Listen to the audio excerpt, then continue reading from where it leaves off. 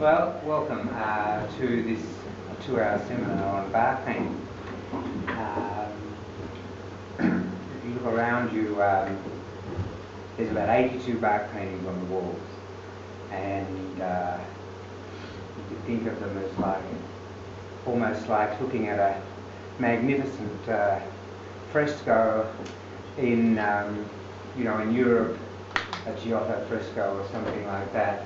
You get a feeling for, if you just imagine that, you get a feeling for the source of the inspiration of these paintings and where they've actually come from, which is originally from cave painting. A lot of people actually think that bark paintings were done all over Australia, but that's not the case. Bark paintings were a particular art form unique to the Northern Territory, to Arnhem Land. Although people did paint on ephemera made out of bark.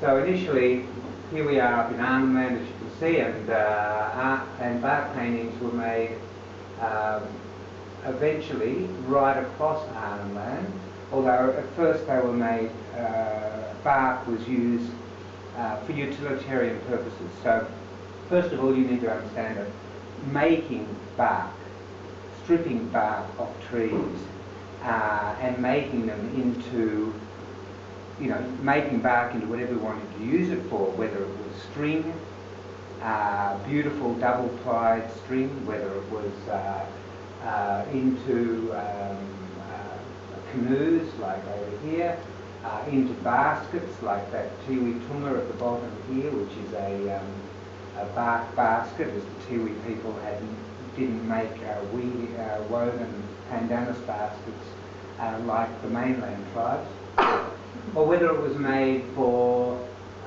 bark shelters that were used during the dry season when people moved out around their country.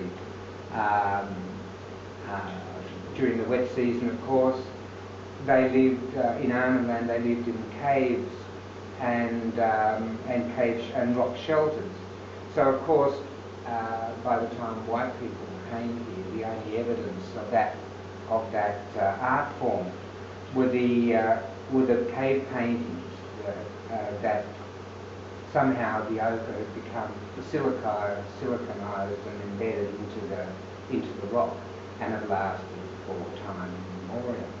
So, but of course, those same people during the dry season were moving around the wetlands and living in bark shelters like these yulngu shelters here, up off the ground to protect them from crocodiles and snakes and the like, but still protected from the rain by the slabs of bark. And just as they did in the caves, they would paint on the sides of the bark shelters.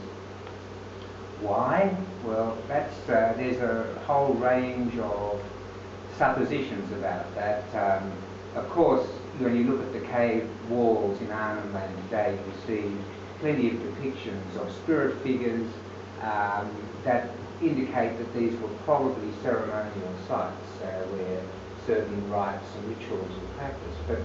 But you also see, more often than not, handprints like stenciled on the walls, like in Carnarvon Gorge in Queensland, or you see totemic animals, and recording of contemporary events. You even see images of the ships, the Macassan prowls, and even as late as World War I, supply ships, and the coming of white people, and the first forces, etc., all on cave walls.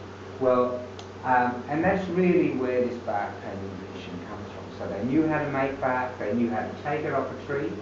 And here you can see the remnants. That's a tree from which a piece of bark was originally taken, and which was probably made into some artefact or other, or maybe it was made into a bark shield, or maybe it was even dug deeper and made into a wooden shield. But of course, if you take a whole piece of bark, like over here, and take it right from around the tree, it kills the tree.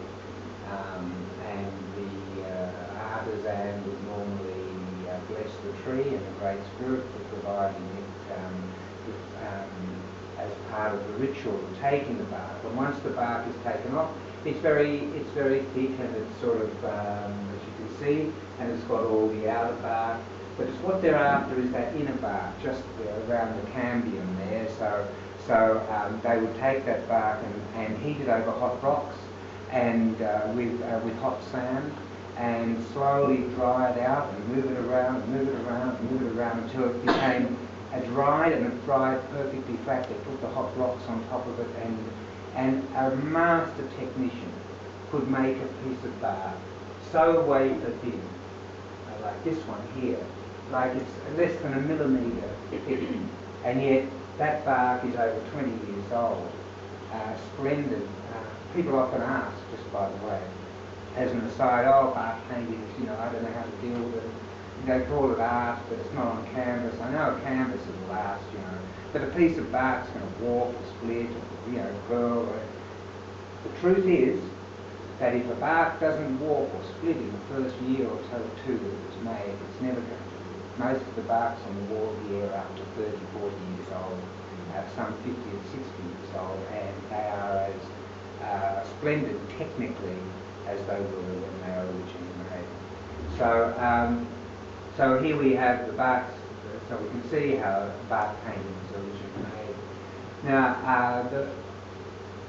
another thing is that people think that, oh, bark painting, it's an ancient tradition that's been done here. Not true. We talk about bark painting as if it's a traditional art form, as opposed to, say, desert painting on canvas that began in the 70s, and we all know the prevailing myth of Jeff Barden and the whole bit, which is true, but the fact is that Aboriginal paintings did not begin in Kapunda with Jeff Barden.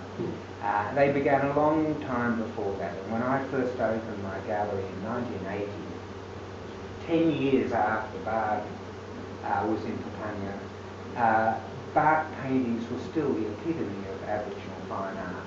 If you come into our gallery in 1980, what you would have seen on the walls, or what you see around you rightly today, bark paintings. You wouldn't have seen a dot painting in sight. And we didn't start to even begin to put dot paintings into our gallery until, I don't know, the mid-80s, really. So it's an amazing thing when you think about it.